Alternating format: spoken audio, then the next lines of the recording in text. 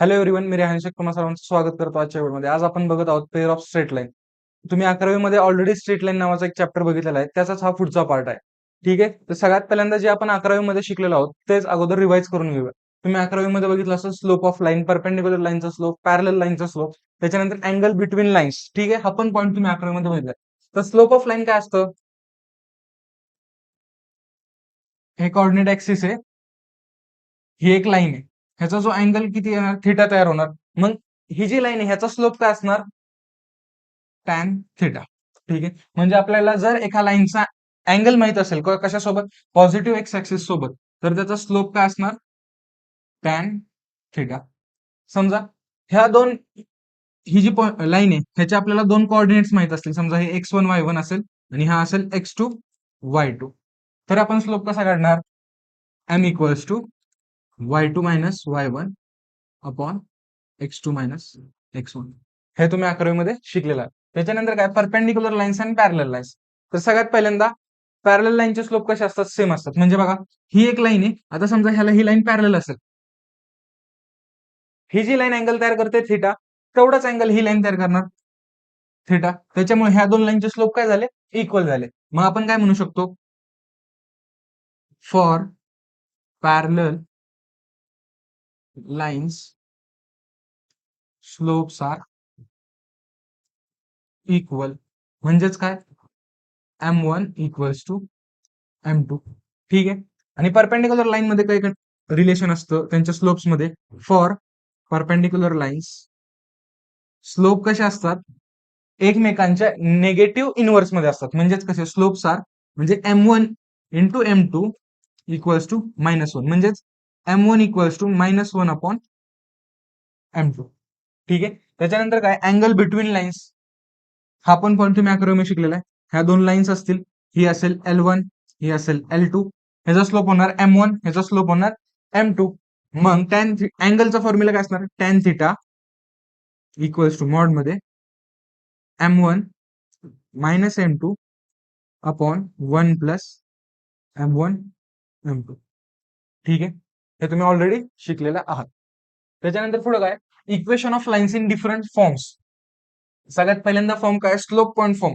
जर तुम्हाला एखाद्या लाईनचा स्लोप माहित असेल आणि त्या लाईनवरती असणारा एखादा पॉईंट माहित असेल, त्या पॉईंटचे कोऑर्डिनेट्स माहित असतील, तर तो इक्वेशन कसं तयार करणार? त्याचं y minus y1 equals to m into x minus x1. त्याच्यानंतर स्लोप इंटरसेप्ट फॉर्म हा काय असतो? y equals to mx plus c.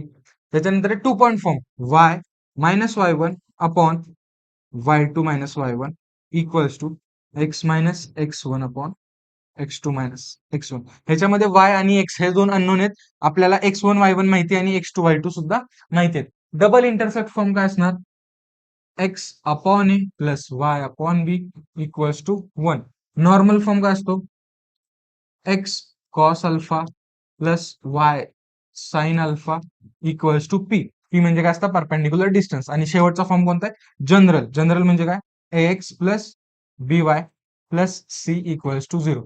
आणि लक्षात ठेवा, जनरल फॉर्म आपल्याला या चॅप्टर मध्ये खूप लागणार आहे. आणि ह्या जनरल फॉर्म मध्ये जर इक्वेशन असेल तेव्हा या लाईनचं स्लोप काय असतं? Minus a upon b. हे सुद्धा खूप महत्वाची कन्सेप्ट आहे. ठीक आहे, त्याच्यानंतर 11वी मध्ये काय बघितलं? Distance of a point from line. ही तर ही लाईन आहे आणि हे एक पॉइंट आहे, ह्याचा डिस्टन्स कसा काढतो आपण? हे जे कोऑर्डिनेट्स असतात ते आपण सरळ ह्या एक्स आणि वायच्या जागी पुट करणार अंडर रूट मध्ये a square plus b square. बघा, ax1 गिवन कोऑर्डिनेट्स काय आहेत? x1 आणि y1. त्यामुळे ax1 plus by1 plus c upon under root मध्ये हे a आणि b, x1 आणि y1 चे जे कोइफिशियंट आहेत त्यांच्या स्क्वेअर्सची ऍडिशन. ठीक आहे, आणि आता बघा, distance of the line from the origin. इथे पॉईंट काय झाला आपला? ओरिजिन. म्हणजेच x1 y1 काय झाला? 0. मग a आणि b ऑब्विसली ह्या टर्म्स काय झाल्या? 0 झाल्या. त्याच्यामुळे वरती राहिले काय? फक्त c अपॉन अंडर रूट मध्ये a square plus b square. त्याच्यानंतर पुढचा पॉईंट काय? Distance between parallel lines. जर पॅरलल लाईन्स असतील तर हे ax प्लस by आणि ax प्लस by दोन्हीकडे काय असणार? सेम असणार. फक्त फरक कशाचा असणार? कॉन्स्टंट टर्मचा. मग ह्यांचा डिस्टन्स कसा काढतो आपण? Distance of two parallel lines काय असतं? c1 minus c2 upon under root a square plus b square. ठीक आहे बाळांनो, हे झालं तुमचं 11वी मध्ये. तुम्ही आतापर्यंत आपण जे जे शिकलो 11वी मध्ये ह्या सगळ्या गोष्टी आता आपण रिवाइज केलेल्या आहेत शॉर्ट मध्ये. Combine equation of pair of lines हा आहे तुमच्या पेअर ऑफ स्ट्रेट लाईनचा पहिला पॉईंट. ह्याच्यामध्ये काय असतं, समजा तुमच्याकडे एक इक्वेशन आहे 2x plus 3y equals to -4, हे एक इक्वेशन आहे. आणि दुसरं इक्वेशन आहे 2x plus 5y equals to -6. ह्या दोन वेगवेगळ्या लाईन्स आहेत, बरोबर आहे. आता ह्यांचं काय करायचं, आपल्याला जॉईंट इक्वेशन काढायचं. जॉईंट इक्वेशन काढताना नेहमी लक्षात ठेवा, एका साईडला सगळ्या एक्स वाय टर्म्स आणि कॉन्स्टंटच्या टर्म घेऊन यायच्या आणि एका साईडला फक्त काय राहायला पाहिजे, 0. म्हणजे ह्या लाईनला आपल्याला काय कसं कोणत्या फॉर्मॅटमध्ये बनवायचं, u इक्वल्स टू 0, आणि ह्याला कसं बनवायचं, v इक्वल्स टू 0. ते कसं होणार, -4 इकडे तो इकडे काय होणार, 2x plus 3y plus 4 equals to 0. हे झालं का, u म्हणजे ही पूर्ण टर्म आली, 0 इक्वल्स टू 0 मध्ये पुढे 0 आला. सिमिलरली इकडे पण तसंच करा, 2x प्लस 5y -6 आहे, इकडे आणा +6 होणार इक्वल्स टू 0.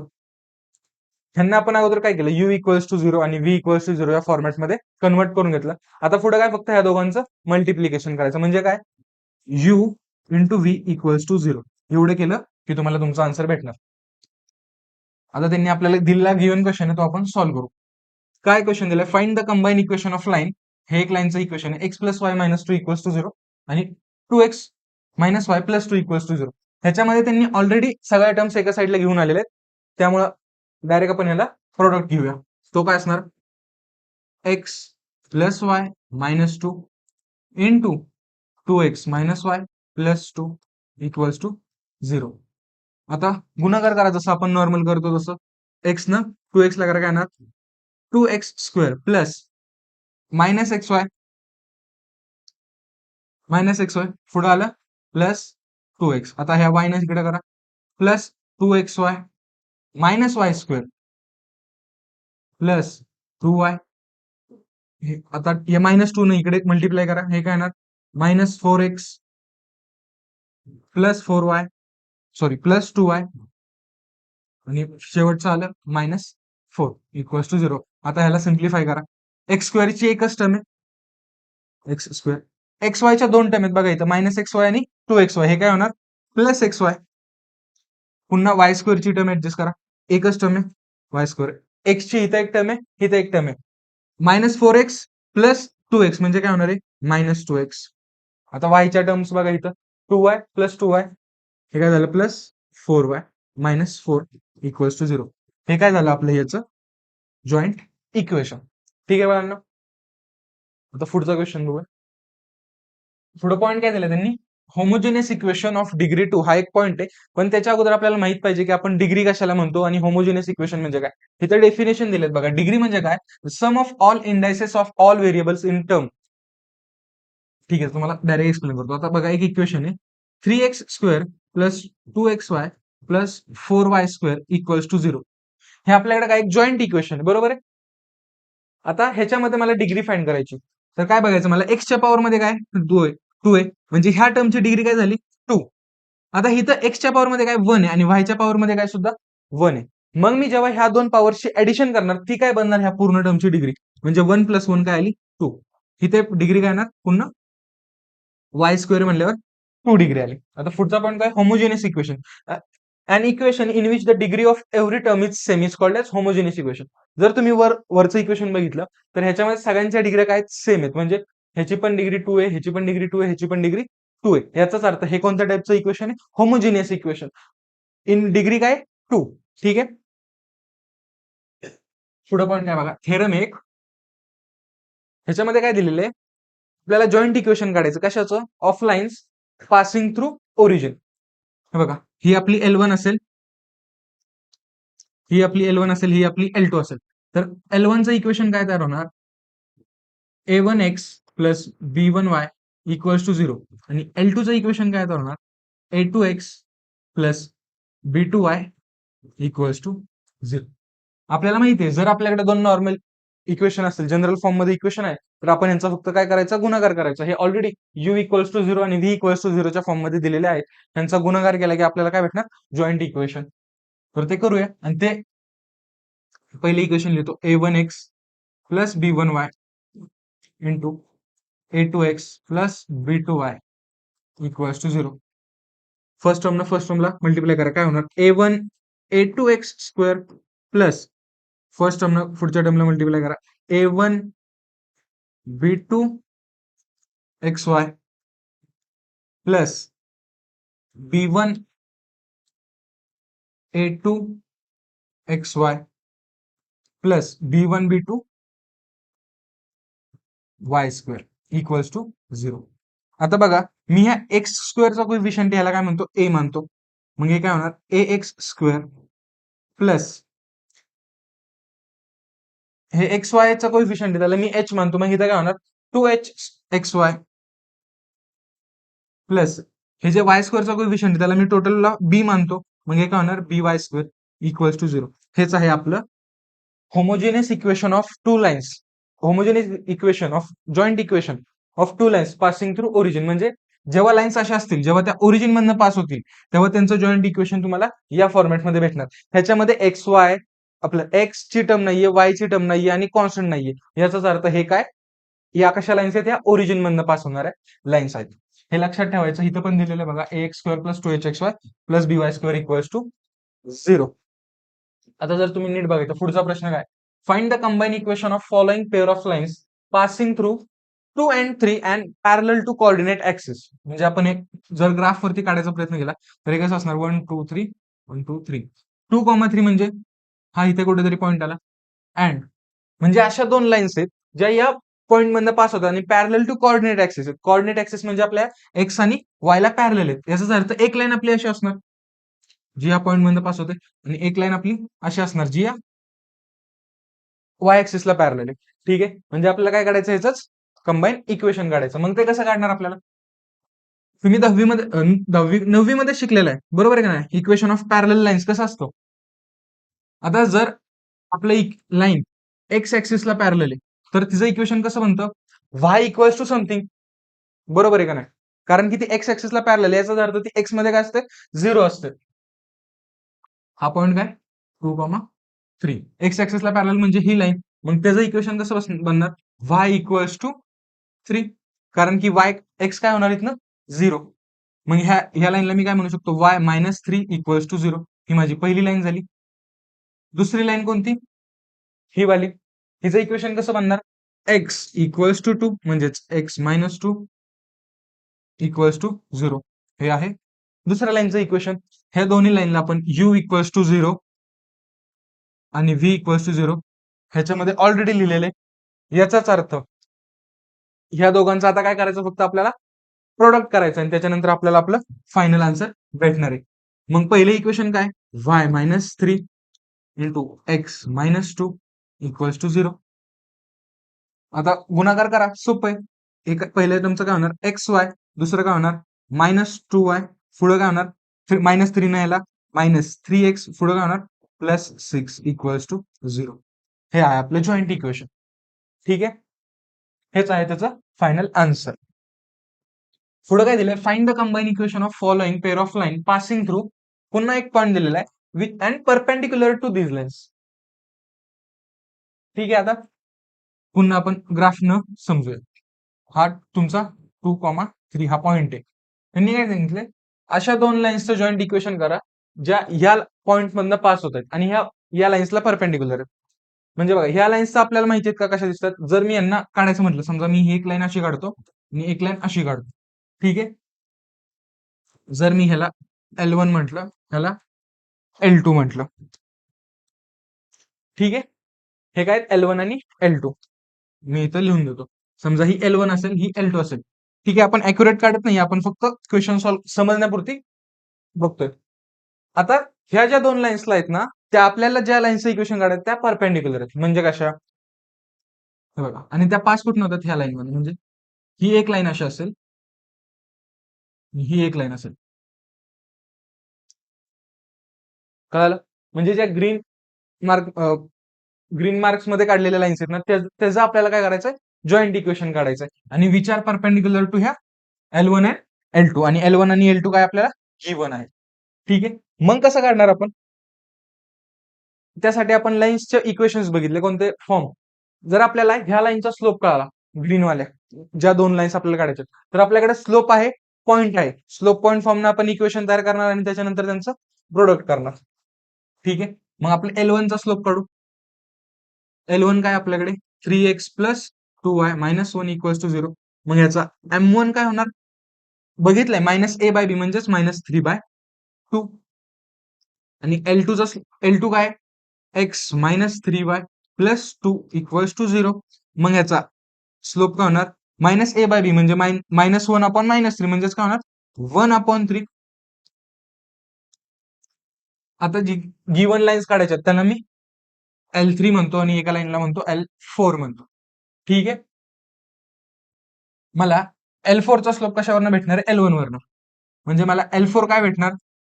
आपण हे पण बघितलं आता की ज्या दोन लाईन्स परपेंडिक्युलर असतील त्यांचे स्लोप कसे असतात? निगेटिव्ह मध्ये रेसिप्रोकल. म्हणजे ह्याचा रेसिप्रोकल घ्यायचा, निगेटिव्ह करायचं. म्हणजे तुम्हाला समजवतो. म्हणजे ह्यांच्या L1 आणि L4 च्या स्लोप मध्ये काय रिलेशन असणार? M1 into M4 equals to -1. बरोबर आहे का? M1 कशाचा स्लोप आला? L1 चा. आणि M4 म्हणजे काय? ह्या लाईनचा स्लोप. हे दोन एकमेकांना परपेंडिक्युलर. त्यामुळे हे दोघं कसे असणार एकमेकांच्या प्रोडक्टमध्ये? प्रोडक्टचा आन्सर काय येणार? -1. M1 माहिती आहे काय आपल्याकडे? -3/2. मग M4 काय येणार आपल्याकडे? 2/3. हा झाला पहिल्या रिक्वायर्ड लाईनचा स्लोप. त्याच्यानंतर दुसऱ्या रिक्वायर्ड लाईनचा स्लोप काय असणार M3 चा? तो आपण ह्याच्यावरनं काढणार. ह्याचं निगेटिव्ह आणि रेसिप्रोकल म्हणजेच काय येणार? -3. म्हणजे आपल्याला M3 भेटला, M4 भेटला. आता ह्याच्यावरनं आपल्याला ह्या दोन लाईन्स कोणत्या पॉईंट मधनं पास होत आहेत? 2,3 ह्या पॉईंट मधनं पास होत आहेत हे माहिती आहे. आता फक्त स्लोप पॉईंट फॉर्मचा यूज करून आपण इक्वेशन काढायचं.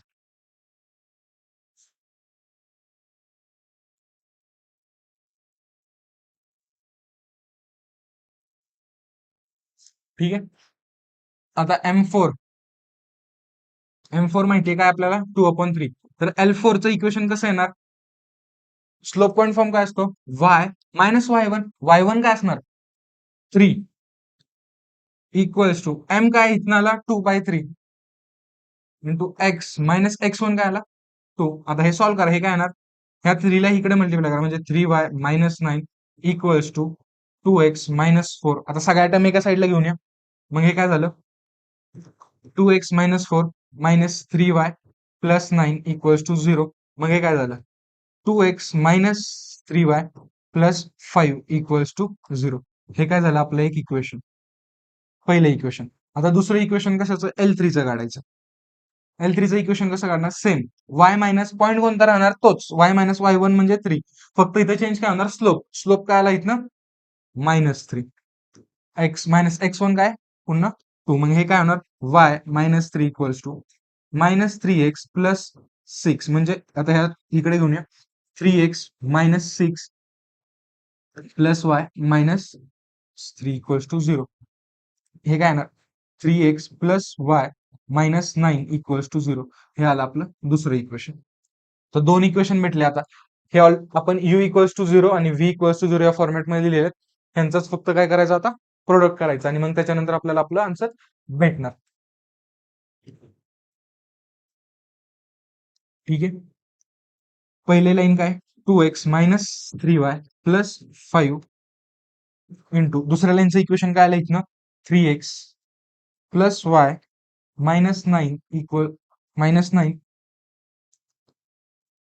Equals to 0. आता ह्या दोघांचा गुणाकार करा. आपल्याला आपलं final answer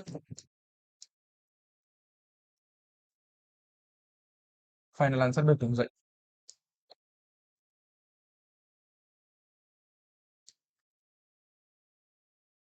(6x² plus 2xy minus 18x). आता -3y न सगळीकडे गुणा. -3xy -3y² plus 27y.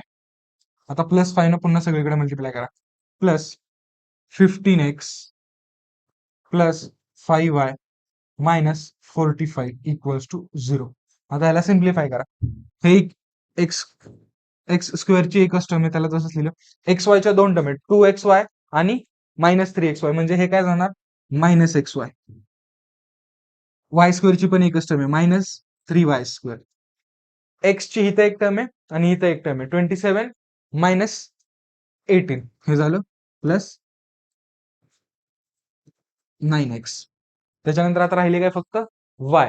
15 + 5 हे आलं प्लस 20y -45 = 0. हे आहे आपलं रिक्वायर्ड आन्सर. कळलं काय क्वेश्चन काय होता, find the combine equation of following lines. त्यांनी दिलं की ह्या लाईन्स कशातनं पास होतात, 2,3 पण त्यांनी डायरेक्ट लाईन्सची कंडिशन नाही देतात, त्यांनी अशा दोन लाईन्स दिल्या ज्या त्या दोन लाईन्सला परपेंडिक्युलर आहेत. ठीक आहे, त्याच्यावरून आपण हे सगळं काढलं. पुढचा पॉईंट काय, find the separate equation of lines. म्हणजे याच्यामध्ये काय करायचं, जसं आपण क्वाड्रॅटिक इक्वेशनचे दोन वेगवेगळे रूट्स काढत होतो त्याच पद्धतीने आपल्याला जे एक जॉईंट इक्वेशन असेल त्याच्या दोन वेगवेगळ्या लाईन्स कशा काढू शकतो आपण ते बघायचं. सगळ्यात तुम्हाला एक क्वेश्चन सॉल्व्ह करून दाखवतो. पहिला क्वेश्चन काय, x² दिलेले त्यांनी -y² + x + y = 0. x² - y² याचाच अर्थ आपण याला कसं स्प्लिट करू शकतो, x + y आणि x - y + x + y = 0. आता ह्या दोघांमधनं कॉमन काय निघतंय, x + y. जर इथनं x + y बाहेर निघाला तर काय राहिला, x + y मी कॉमन काढला. आतमध्ये काय राहिला, x - y. इकडे काय राहिला फक्त +1 = 0. म्हणजेच x + y = 0 असं लिहू शकतो मी आणि x - y +1 = 0 असं लिहू शकतो. हेच काय झाले या लाईन्सचे सेपरेट इक्वेशन्स. ठीक आहे, पुढे क्वेश्चन काय दिलं बघा, find the separate equation of line represented by. खूप सोपा प्रश्न आहे, 3y² + 7xy = 0. ह्याच्यामधनं कॉमन काय निघतंय, y. जर मी y ला बाहेर काढला, आतमध्ये राहिलं काय, 3y + 7x = 0. देअरफॉर माझा एक लाईन कशी तयार होणार, y = 0 आणि 3y + 7x = 0. ह्या माझ्या दोन लाईन्स तयार झाल्या. ह्याच काय त्याच्या सेपरेट लाईन्स किंवा त्या लाईनचं सेपरेट इक्वेशन. पुन्हा सेम प्रश्न, find the separate equation of this lines. आता इथं जर तुम्ही बघितलं तर ह्याच्यामध्ये एक्स ची टर्म नाहीये, वाय ची टर्म नाहीये, कॉन्स्टंट नाहीये. याचाच अर्थ आहे हे जॉईंट इक्वेशन कसं आहे, the lines which are passing through origin. कळतं, म्हणजे ह्या दोन लाईन्स कशा असणार आहेत, हे अशा ओरिजिन मधनं पास होणार आहे. ठीक आहे, इथनं कळालं. त्याच्यानंतर आता बघू इथं ह्याला कसं सॉल्व्ह करायचं, जसं आपण क्वाड्रॅटिक सॉल्व्ह करतो, जसे आपण क्वाड्रॅटिकचे फॅक्टर पाडतो सेम त्या पद्धतीने हे सॉल्व्ह करायचं. कसे पाडतो हे, 8 3 जा 24. 24चे असे फॅक्टर पाडा ज्याची सबट्रॅक्शन 10 येणार. काय येणार, 12 and 2. त्यांचा प्रोडक्ट 24 येतोय, सबट्रॅक्शन 10 येते, वजाबाकी 10 येते. साईन कसं देणार, जर इकडे मायनस साईन असेल तर मिडलचं साईन मोठ्याला मायनस प्लस. म्हणजे हे काय जाणार आता, 3x² plus -12xy plus 2xy minus 8y² = 0. ह्याच्यातनं कॉमन काय निघतंय, 3x. आतमध्ये राहिलं काय, x - 4y. पुढनं कॉमन काय निघतंय, +y प्लस 2y. आतमध्ये राहिलं काय, x - 4y = 0. आता इथनं दोन आपण इक्वेशन्स तयार करू शकतो, कोणते, 3x + 2y = 0. त्याचप्रमाणे x - 4y = 0. हेच काय आहेत या जॉईंट इक्वेशनचे हे दोन सेपरेट इक्वेशन. याचाच अर्थ काय असणार, ह्या दोघांना जेव्हा मी प्रोडक्ट करणार तेव्हा मला हे इक्वेशन. ठीक आहे, बघा पुढचा प्रश्न काय दिलेला त्यांनी, find the combine equation of pair of line passing through origin and perpendicular to the lines represented by. त्यांनी इक्वेशन दिलेलं आहे. याचाच अर्थ काय, की आपल्याला अशा लाईन्सचं कंबाईन इक्वेशन काढायचंय ज्या ह्याच्या आतमधल्या ज्या दोन लाईन्स आहेत ना त्यांना परपेंडिक्युलर आहेत आणि त्याच्यासोबत ओरिजिन मधनं पास होतात. तर आपल्याला सगळ्यात अगोदर ह्याचं सेपरेट इक्वेशन काढू. सेपरेट इक्वेशन काढायला येईल कसं, पहिल्यांदा काय दिले ते लिहून घेऊ, +3y² = 0. मग 5 × 3 15. ह्याचे फॅक्टर्स असे पाडा ज्याची ऍडिशन 8 येईल, 5 आणि 3. इथं साईन पॉझिटिव्ह म्हणजे मिडलचं साईन दोघांना.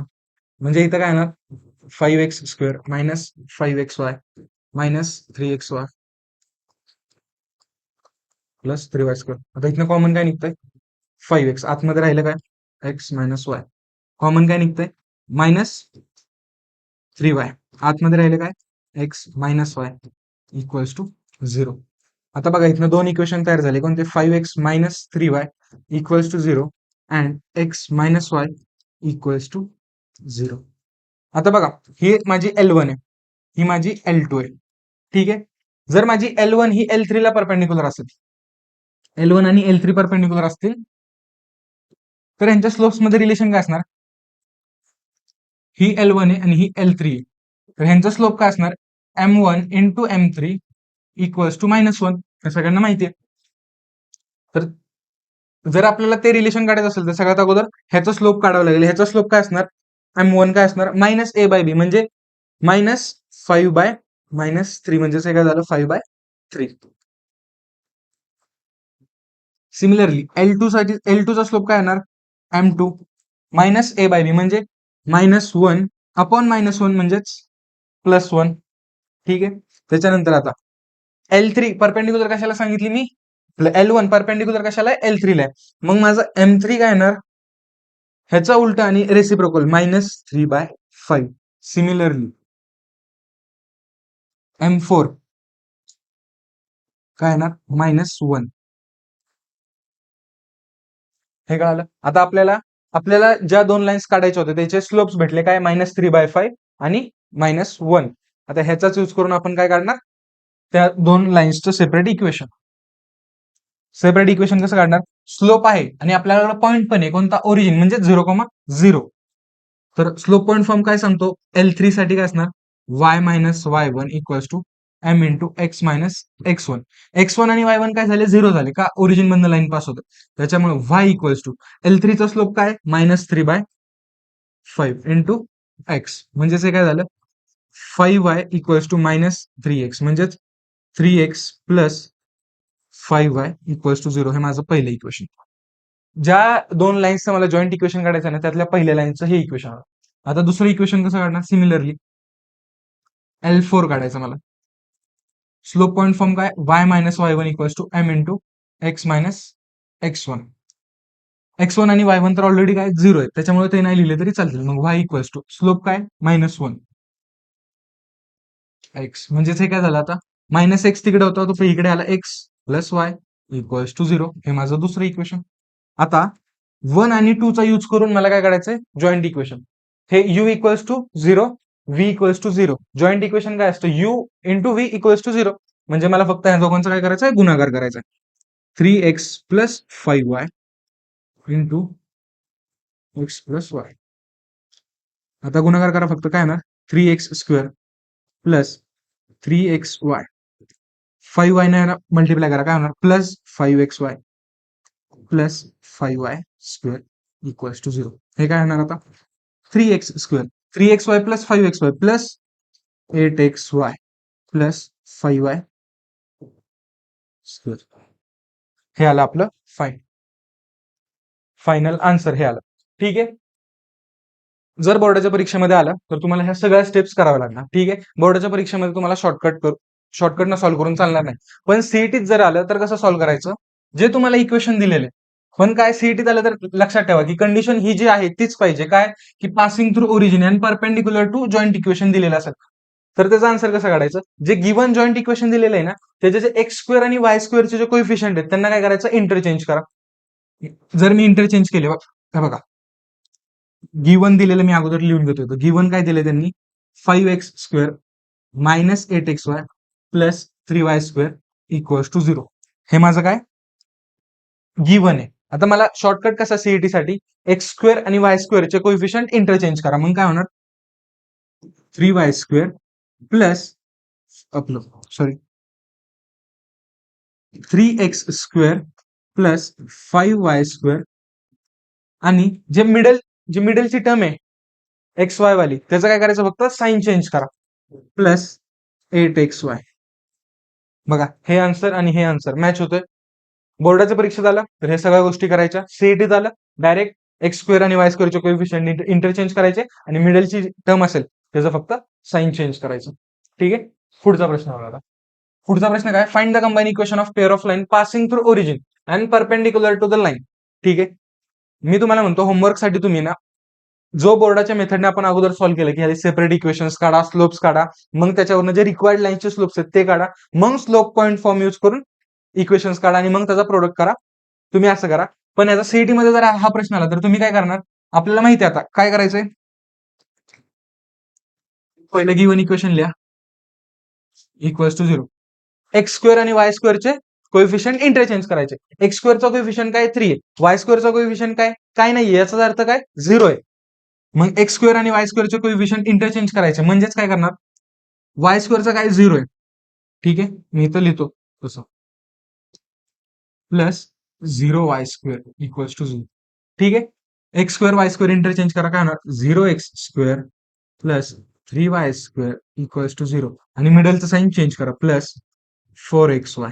म्हणजेच आपलं फायनल आन्सर काय असणार 4xy plus 3y² equals to 0. हेच तुमचं फायनल आन्सर असणार आहे या क्वेश्चनचं. सीईटी साठी सरळ असं करायचं. जर बोर्डाच्या परीक्षेत आलं तर तुम्हाला ह्या सगळ्या गोष्टी पुन्हा कराव्या लागतील. ठीक आहे, आय होप तुम्हाला कळाले असतील. जेवढं पण शिकवलं या व्हिडिओमध्ये तुम्हाला सगळं कळालं असेल. मी या चॅप्टरचे पूर्ण सिरीज घेणार आहे, पूर्ण चॅप्टर संपवणार आहे. जर तुम्हाला हा व्हिडिओ आवडला असेल तर लाईक करा, चॅनलवर नवीन असेल तर सबस्क्राईब करा. मी भेटतो तुम्हाला पुढच्या व्हिडिओमध्ये. All the best.